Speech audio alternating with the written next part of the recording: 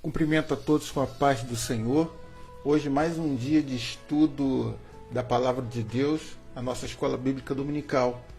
Lição 5, título: Libertos do pecado para uma nova vida em Cristo. Oremos. Senhor Deus, maravilhoso Pai, obrigado pela essa oportunidade, por esse privilégio de estudarmos a Tua Palavra. Obrigado pelo fôlego de vida, pelo ar que nós respiramos, ó Deus. Obrigado pela Tua presença, pela salvação, pelo Teu Espírito Santo que habita em nós. Abençoa todos aqueles que forem alcançados pela essa palavra, através do estudo da lição 5. Abençoa nossa vida, nossa casa. Faz uma obra em nós através da Tua palavra. É o que te pedimos e agradecemos em nome de Jesus. Vamos à nossa lição. Texto áureo. Mas Deus, que é riquíssimo em misericórdia, pelo seu muito amor com que nos amou, estando nós ainda mortos em nossas ofensas, nos vivificou juntamente com Cristo. Efésios capítulo 2, versículos 4 e 5. Verdade prática. Por meio da maravilhosa graça divina, fomos libertos do pecado, perdoados e salvos da condenação e, ainda, recebemos o direito à vida eterna. Leitura bíblica em classe, que se encontra em Efésios capítulo 2, versículos do 1 ao 10. E vos vivificou, estando vós mortos em ofensas e pecados, em que noutro tempo andastes, segundo o curso deste mundo, segundo o príncipe das potestades do ar, do espírito, que agora opera nos filhos da desobediência, entre os quais todos nós também, antes, andávamos nos desejos da nossa carne, fazendo a vontade da carne e dos pensamentos. E éramos por natureza filhos da ira, como os outros também. Mas Deus, que é riquíssimo em misericórdia, pelo seu muito amor com que nos amou, estando nós ainda mortos em nossas ofensas, nos vivificou juntamente com Cristo, pela graça sois salvos. E nos ressuscitou juntamente com Ele, e nos fez assentar nos lugares celestiais em Cristo Jesus, para mostrar nos séculos vindouros as abundantes riquezas da sua graça, pela sua benignidade para conosco em Cristo Jesus. Porque pela graça sois salvos por meio da fé, e isso não vem de vós, é dom de Deus. Não vem das obras, para que ninguém se glorie, porque somos feitura sua, criados em Cristo Jesus para as boas obras, as quais Deus preparou para que andássemos nelas. Introdução. A presente seção da Epístola aos Efésios apresenta relevantes aspectos doutrinários da salvação. Nela, o apóstolo descreve a libertação dos pecados como um favor imerecido dado por Deus aos salvos, a fim de que eles desfrutem de uma nova vida em Cristo. Eu vou iniciar essa lição, já que na introdução, apresentando para os irmãos um vídeo que mostra esse novo nascimento, de fato, o ato do novo nascimento, que é quando um pecador ele responde ao chamado da salvação e recebe a Jesus como seu salvador pessoal.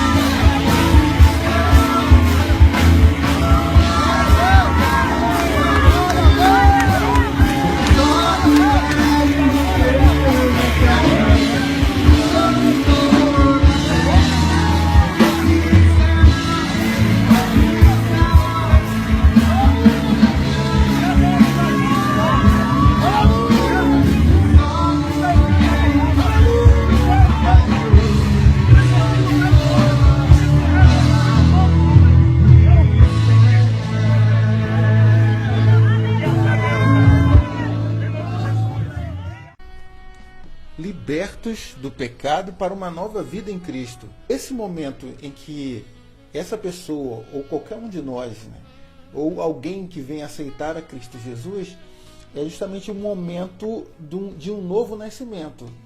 A libertação do pecado, que está à nossa disposição através da morte de Cristo, é recebida nesse exato momento. O objetivo, para que ele viva agora uma vida nova em Cristo Jesus. Essa necessidade desse novo nascimento, dessa libertação, ela independe de um ato que esteja sendo praticado. A necessidade é porque a nossa natureza é pecaminosa. Nós somos pecadores por natureza. Para discorrer dessa lição, nós vamos abordar 3 tópicos. Primeiro, a antiga natureza morta em ofensas e pecados. Segundo, vivificados pela graça. E terceiro, a salvação não vem das obras. Primeiro tópico, a antiga natureza morta em ofensas e pecados. Subtópico 1, a nossa condição anterior. No início da epístola, o apóstolo Paulo lembra que antes da regeneração, estávamos mortos em ofensas, pecados e éramos, por natureza, filhos da ira. Nossa condição anterior. E vivificou, estando vós mortos em ofensas e pecados, diz o primeiro versículo. A palavra ofensa, do grego, paraptoma, tem o sentido de passo em falso de forma deliberada. O termo para pecado é amartia, o qual descreve como aquele que erra o alvo. Em vista disso, o homem em sua natureza decaída é diagnosticado como morto, ou seja, uma declaração da real condição das pessoas sem Deus. O conceito é de morte moral e espiritual provocada pelo pecado, que inevitavelmente separa o homem de Deus. Tal qual um corpo inerte, a natureza pecaminosa impede o homem de ouvir e obedecer à voz de Deus. Quem assim vive está morto enquanto vive. Efésios capítulo 2, versículo 1. E vos vivificou, estando vós mortos em ofensas e pecados. Paulo declara aqui que a renovação espiritual que Deus ele realiza no homem, essa restauração faz parte da ressurreição de Cristo. É a manifestação do poder de Deus que trouxe Jesus dos mortos. Da mesma forma que Jesus ressuscitou, nós também somos ressuscitados da morte do pecado. E aí Paulo ainda descreve o diagnóstico que levou o homem a estar morto. Ofensas e pecados. Esse é o diagnóstico de toda a humanidade. A humanidade, enquanto não recebe e não reconhece a Cristo, está morta em suas ofensas e em seus pecados. A ofensa no grego é paraptoma, passo em falso de forma deliberada, e pecado, amartia, aquele que erra o alvo. Observa na fotografia aqui, na imagem, que não tem nenhuma flecha no alvo. O que pode se indicar que isso aí foi uma coisa deliberada. A pessoa não queria acertar.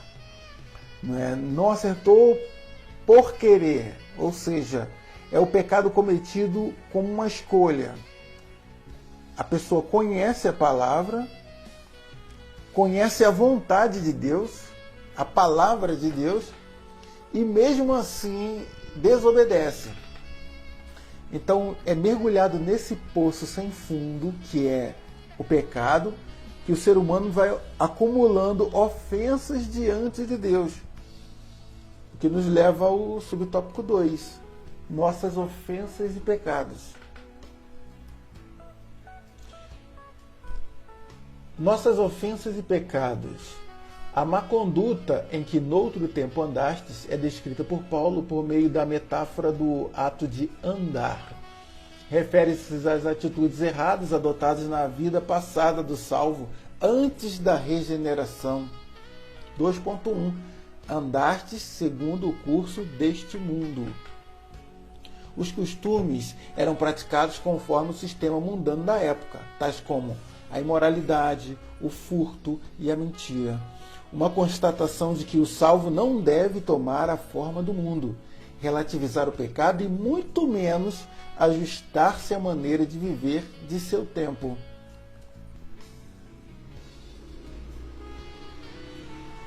Efésios capítulo 4, versículo 29. Não saia da vossa boca nenhuma palavra torpe, mas só que for boa para promover a edificação, para que dê graça aos que a ouvem.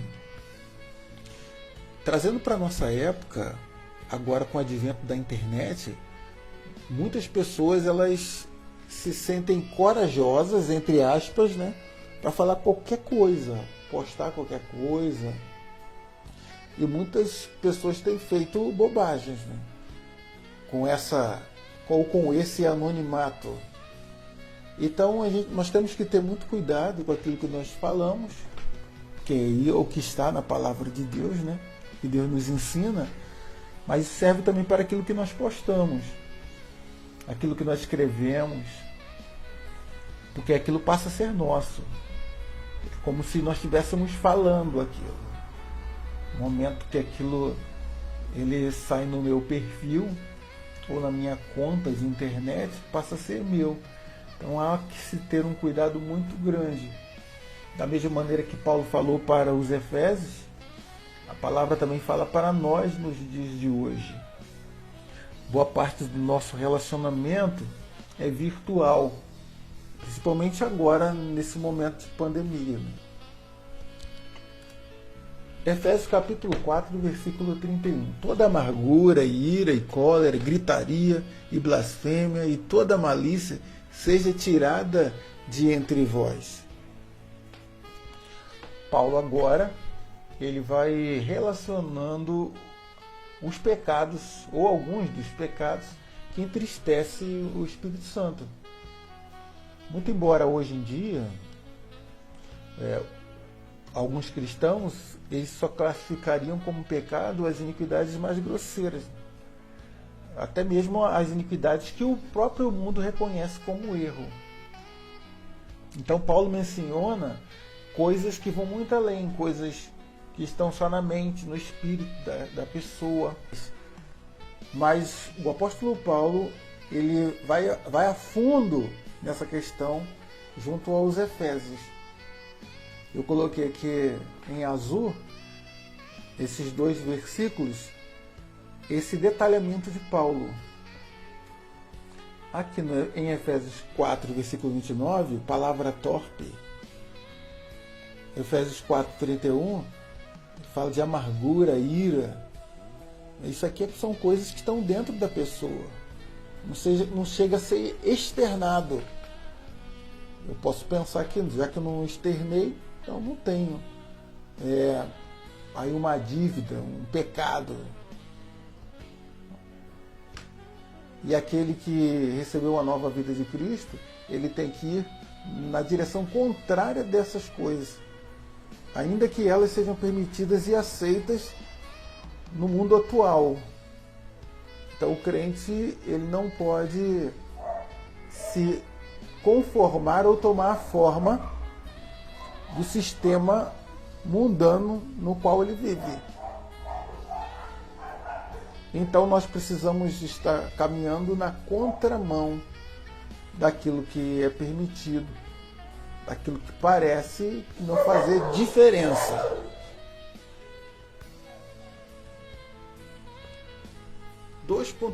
Andastes segundo o príncipe da potestade do ar. Uma alusão a Satanás, que exerce autoridade sobre os poderes do mal. Indica que os agentes malignos têm a capacidade de influenciar os homens desobedientes e incrédulos. Mais adiante, na carta, Paulo alerta que a nossa luta é contra tais seres do mal. Contudo, não é necessário temer, pois Deus exaltou Cristo acima de todos eles. Segunda carta aos Coríntios, capítulo 4, versículo 4 diz: nos quais o Deus deste século cegou os entendimentos dos incrédulos, para que não lhes resplandeça a luz do Evangelho da glória de Cristo, que é a imagem de Deus. Paulo agora fala aos Coríntios sobre uma cegueira, que não é uma cegueira física, mas uma cegueira espiritual. E apresenta também o mentor, o autor dessa cegueira, como sendo o próprio Satanás, o Deus desse século, mas um Deus com D minúsculo, ou seja, apenas um influenciador deste século ou de todos os tempos. Então aqui eu posso também assim distinguir dois tipos de cegos influenciados pelo diabo. O cego que não consegue encontrar o caminho da luz, ele não sabe como chegar até a luz. Precisa que alguém leve ele a esse conhecimento, para que a ele resplandeça a luz do Evangelho, para que ele entenda. E existe aquele que é cego, mas que conhece o caminho e ainda por cima conhece a luz. Mas esse cego não suporta a luz, então ele retorna para a escuridão. Ele como se dissesse assim, não, eu estou muito bem aqui, essa luz fere meus olhos, fere minha retina, né? Então esses aí recusam a se aproximar da luz. Ambos são cegos e ambos são influenciados. 2.3.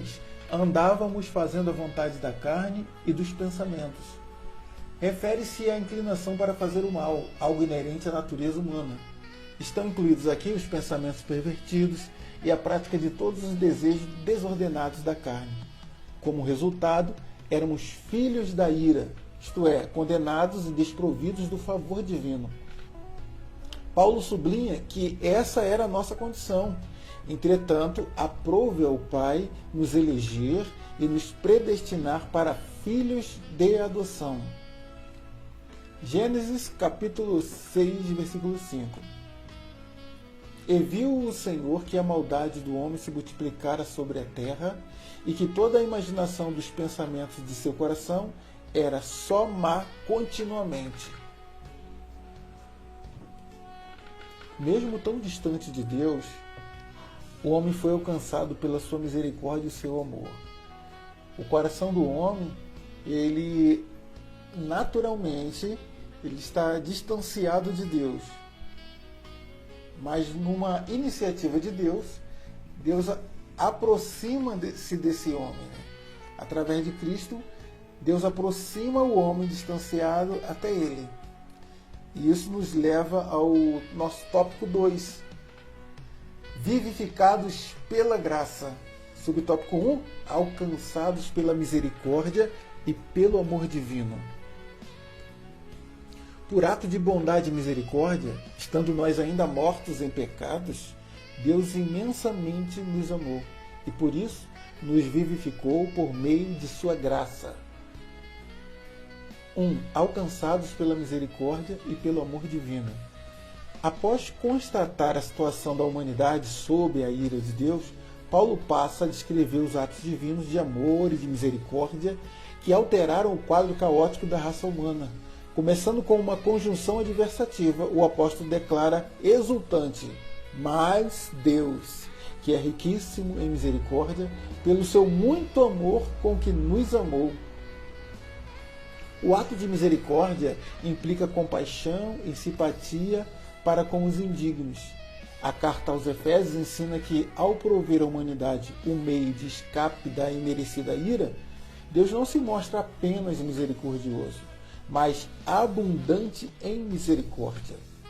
E essa riquíssima misericórdia procede de seu muito amor com que nos amou. A Bíblia enfatiza que foi a magnitude desse amor que motivou a nossa salvação.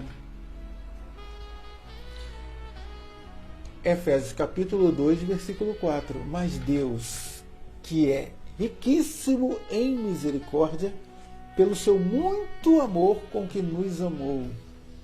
Estava morto no pecado, estava distanciado de Deus, mas, entretanto, todavia, contudo, Deus, que é riquíssimo em misericórdia, pelo seu muito amor que nos amou. Então, essa inesgotável misericórdia procede do seu muito amor. Aqui o adjetivo para muito, no grego é polen, que é traduzido como muito, não assim como grande, mas como muito, aquilo que não tem fim, aquilo que flui permanentemente, que fala de constância, esse muito amor de Deus. Eu posso exemplificar isso como se fosse uma cachoeira, uma água que corre, uma água que desce incessantemente. Então aqui a seta, mostrando aí muito amor com que Deus nos amou, é como se fosse muitas águas correndo infinitamente. Aqui é como se na figura mostrasse uma água tão abundante, porque ela está vindo de um rio lá atrás, né? E está vindo só pelo quadro aqui, mostrando que isso aqui não vai cessar, isso aqui vai continuar, essa água vai continuar. O amor de Deus ele vai continuar. E prossegue dizendo ainda, Efésios capítulo 2, versículo 5. Estando nós ainda mortos em nossas ofensas e pecados, nos vivificou juntamente com Cristo. Pela graça sois salvos. A primeira epístola de João, capítulo 4, versículo 10, né? Ela indica que a iniciativa desse muito amor, dessa misericórdia, sempre parte da parte de Deus. Diz assim, olha, primeira carta de João 4, versículo 10. Nisto está o amor, não em que nós tenhamos amado a Deus, mas em que Ele nos amou e enviou o seu Filho para propiciação pelos nossos pecados. Ou seja, nós não amamos, mas nós fomos amados por Deus. Então esse amor, essa graça, partiu única e exclusivamente de Deus. Podemos dizer então que esse amor nos traz a vida, que nos vivifica. É o amor de Deus que nos dá vida. Nos levando agora então ao subtópico 2, olha, vivificados por sua graça.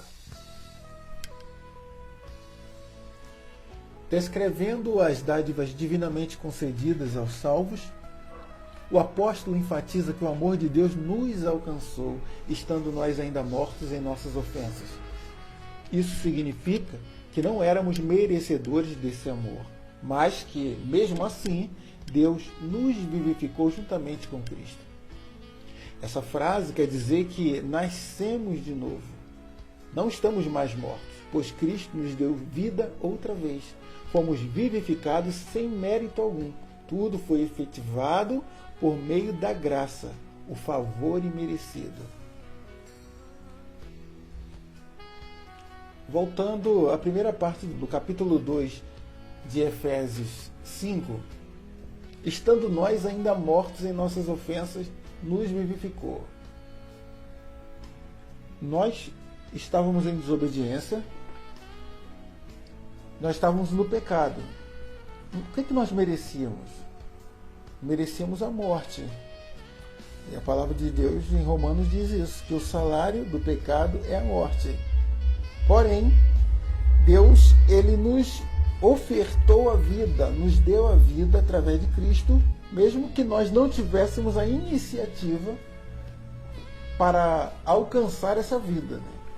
Eu quero mostrar para os irmãos um vídeo. Em 2012, um rapaz chamado Rafael, filho de uma senhora chamada Maria Nice, ele foi assassinado no bairro de Colina do Sul, em João Pessoa.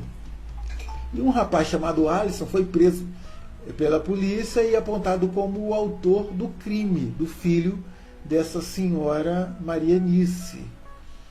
E aí essa senhora, né, ela foi junto com uma advogada, seguiu o carro da polícia e foi até a delegacia.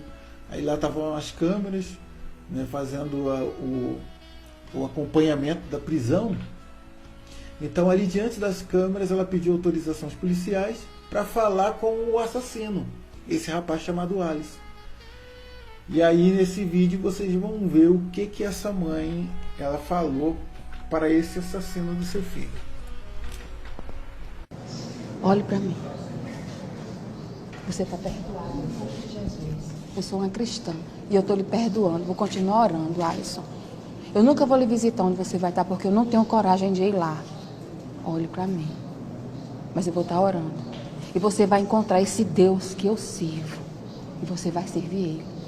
Viu? Eu não tenho um pingo de ódio de você, Alisson. Eu só oro por você todos os dias. Eu esperei esse ano inteiro, Alisson, para lhe dizer isso. Desde o dia que disse assim, olha, o Daniel tá morto, e foi Alisson, eu não lhe conhecia. Eu disse, Senhor, tome conta dele.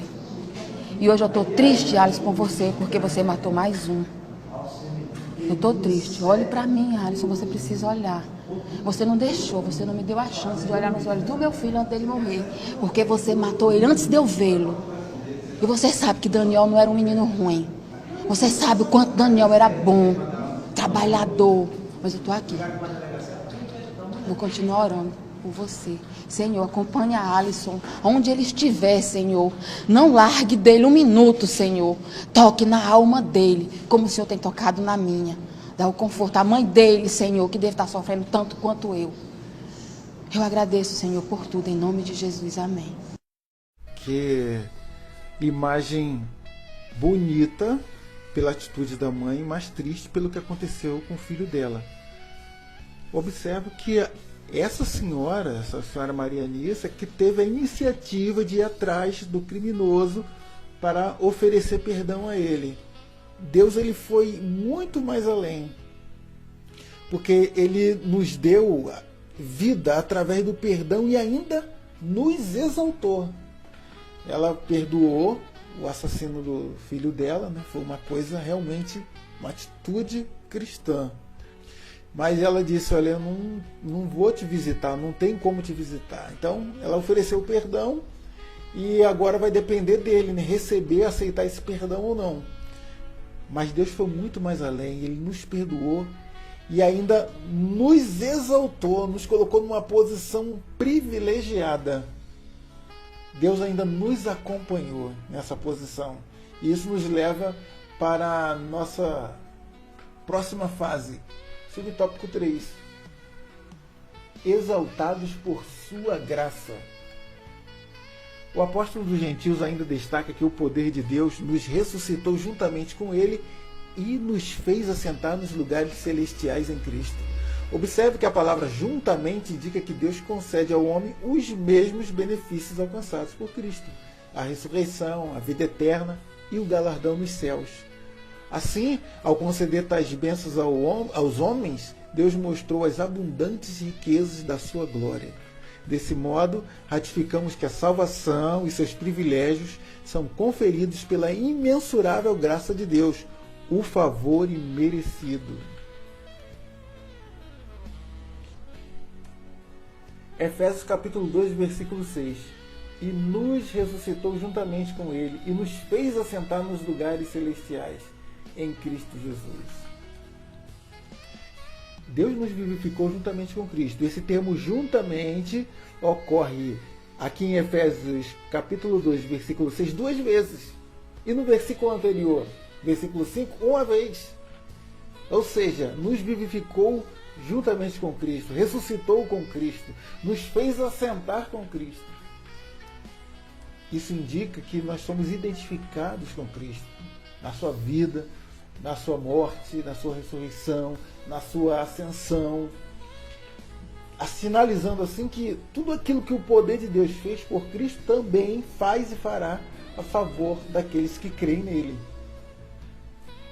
Salmo 40, versículo 2, parte A: tirou-me de um lago horrível e de um charco de lodo. Então essa era a condição do homem, era a condição daquele que não tinha enxergado a luz, se encontrado com Cristo, resplandecido sobre ele a luz do Evangelho. E a segunda parte do versículo, capítulo 40, versículo 2, parte B: pôs os meus pés sobre uma rocha, firmou os meus passos. Pela graça de Deus nós fomos exaltados, e não é só isso. Essa graça é o único meio pelo qual nós somos salvos. Tópico 3. A salvação não vem das obras. Subtópico 1. Graça como meio de salvação. Em Efésios 2, do versículo 8 ao 10, Paulo revela que a salvação não depende das obras humanas, porque pela graça sois salvos por meio da fé. Porém, uma vez salvo, o crente deve praticar as boas obras. Graça como meio de salvação. A salvação inclui a libertação da morte, da escravidão do pecado e da ira vindoura. Ao mesmo tempo, permite ao salvo desfrutar de todas as bênçãos espirituais descritas em Efésios capítulo 2, versículos do 1 ao 7. Portanto, a salvação é o livramento do poder da maldição do pecado e da morte, e a restituição do homem à comunhão com Deus, uma bênção concedida a todos que recebem Cristo como Salvador. A palavra graça é a tradução do grego charis, que significa favor e merecido. Ela mostra que a iniciativa para tornar possível a salvação veio da parte de Deus. É por meio da graça que Deus ativa o livre-arbítrio e capacita o pecador para que responda com fé ao chamado do Evangelho. Todavia, assim o ser humano é livre para escolher entre dois caminhos, salvação e perdição. Sua liberdade não foi eliminada e a graça pode ser resistida. A fé deve ser considerada como a aceitação da obra realizada por Cristo em nosso favor. Ela é a resposta à graça de Deus através da qual recebemos a salvação. Segunda carta aos Coríntios, capítulo 5, versículo 19. Isto é, Deus estava em Cristo reconciliando consigo o mundo, não lhes imputando os seus pecados, e pôs em nós a palavra da reconciliação. A palavra de Deus em Romanos 6,23 diz que o salário do pecado é a morte. Uma vez que em Cristo Deus não nos imputa o nosso pecado, podemos dizer que somos livres, somos libertos da morte através de Cristo, pela graça de Deus, ou pelo favor imerecido. Recebemos então um presente da parte de Deus. Romanos capítulo 3, versículo 24. Sendo justificados gratuitamente pela sua graça, pela redenção que é em Cristo Jesus. Gratuitamente, graça, nesse versículo, parece ser uma redundância. Mas isso vem reforçar a ideia de que a salvação é dada, é gratuita, é 0800. Gratuitamente significa que não requer pagamento. E graça significa favor imerecido. Foi o que nós recebemos de Deus sem dar nada em troca, sem merecer, sem fazer nada para que fôssemos dignos de receber esse presente. Então, graça é o favor imerecido que nós recebemos da parte de Deus.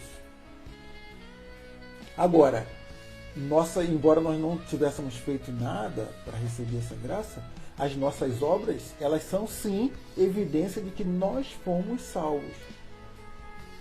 Subtópico 2. Obras como evidência da salvação. Aqui Paulo usa duas negações para endossar a origem da salvação. A primeira expressão diz a seguinte: isso não vem de vós. Trata da salvação pela graça que provém de Deus. A segunda ratifica que a salvação não vem das obras, o que indica não se tratar de uma recompensa de algum ato humano. Essas afirmações excluem a possibilidade de alguém ser salvo por esforço pessoal. Como a salvação é uma realização divina, agora somos feitura sua, criados em Cristo para as boas obras. Uma transformação ocorreu. Agora em Cristo somos uma nova criatura e as coisas velhas passaram. Por isso, se antes o apóstolo usou a metáfora do andar numa perspectiva negativa, outrora andávamos fazendo obras más. Agora, por meio de uma perspectiva positiva, somos instados a andar fazendo boas obras, não como meio para ser salvo, mas como a evidência da salvação. Efésios 2, versículo 8. Porque pela graça sois salvos, por meio da fé. Isso não vem de vós, é dom de Deus. Nada do que nós fizemos nos fará dignos de receber a graça de Deus. E nada do que nós fizermos nos fará merecedor de ter recebido essa graça. Nenhuma obra pode nos salvar ou nos manter salvos.